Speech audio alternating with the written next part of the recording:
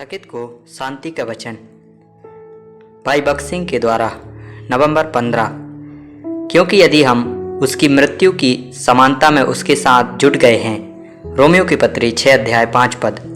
इन दिनों में बहुत से लोग कहते हैं कि उनका नया जन्म हुआ है, लेकिन जब हम उनके जीवन को देखते हैं तो हमें संदेह होता है कि वे क्या कहते हैं। उनके हृदय में ना शांति है, ना आनंद है और ना जीवन में शक्ति है। वे पराजित जीवन जीते हैं। यदि वे कभी कभी असफल होते हैं तो कोई ना कोई बहाना बताते हैं, क्योंकि कोई भी सिद्ध नहीं होता है। लेकिन अगर वे लगातार पराजित जीवन जीते हैं तो अवश्य ही कुछ न कुछ गड़बड़ जरूर होगी। एकमात्र कारण यह है कि वे बचाए नहीं गए हैं और उनके पास पवित्र आत्मा की शक्ति नहीं है। वे सूखी छड़ी हैं जो कभी नहीं खिलती है, न फूल देती और फलती है।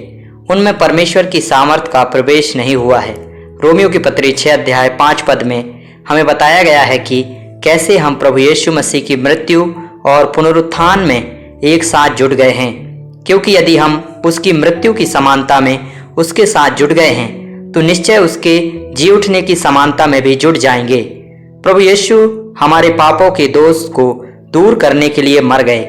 इसके साथ वह हम में एक नई शक्ति लाने के लिए मर गया, जो हमें हमारे पुराने स्वभाव के लिए मरने में सहयोग करेगा। यह पिछला हिस्सा बहुत से लोग समझने में असफल होते हैं। इसमें कोई संदेह नहीं कि वे पहले भाग पर विश्वास करते हैं। उनका मानना है कि मसीह उनके पापों के दंड को दूर करने के लिए मर गए, लेकिन वे दूसरे भाग पर विश्वास नहीं करते हैं कि वह उनके पापी स्वभाव को दूर करने के लिए मरा। इसलिए वे अपनी परीक्षाओं पर विजय पाने के लिए अपनी इच्छा शक्ति और अपनी बुद्धि पर निर्भर रहते हैं। परिणाम यह होता है कि वे पाप में गिरते चले जाते हैं। आप इस तरह पाप पर कभी विजय नहीं पा सकते। विश्वास के द्वारा आपको प्रभु यीशु मसीह की मृत्यु की शक्ति को अपने भीतर ले लेना होगा। बस यही एकमात्र उपाय है। गलातियों की पत्री 2 अध्याय 20 पद में पौलुस कहता है, मैं मसीह के साथ क्रूस पर चढ़ाया गया हूँ। यही कारण है कि वे आज भी अंधेरे में जी रहे हैं। आइए हम अपने आप को सच्चाई से जांचें कि क्या हम अपने पुराने पापी स्वभाव के लिए मर चुके हैं या नहीं। जब मसीह क्रूस पर था तो बहुतों ने उससे कहा, यदि तुम मसीह हो तो क्रूस पर से उतर आओ और हम तुम्हारी प्रतीति करेंगे। यदि प्रभु ऐसा चाहता तो वह नीचे आ सकता था, परंतु उसने ऐसा नहीं किया। मुसलमान अपनी किताबों में कहते हैं कि प्रभु यीशु मसीह को कभी दफनाया नहीं गया था। वास्तव में वे कभी नहीं मरे, लेकिन वे क्रूस से उतरे और अलौकिक तरीके से स्वर्ग में चले गए। यह शैतान की शिक्षा है। पवित्र शास्त्र के वचन के अनुसार यीशु मसीह हमारे पापों के लिए मर गया और गाड़ा गया और पवित्र शास्त्र के अनुसार तीसरे दिन जी भी उठा।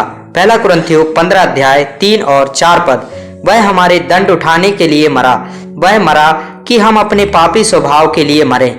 उनकी मृत्यु की यह शक्ति हमें पुराने मनुष्यत्व से पूरी तरह से मुक्त करने के लिए हर पल हमारे अंदर काम करती रहेगी।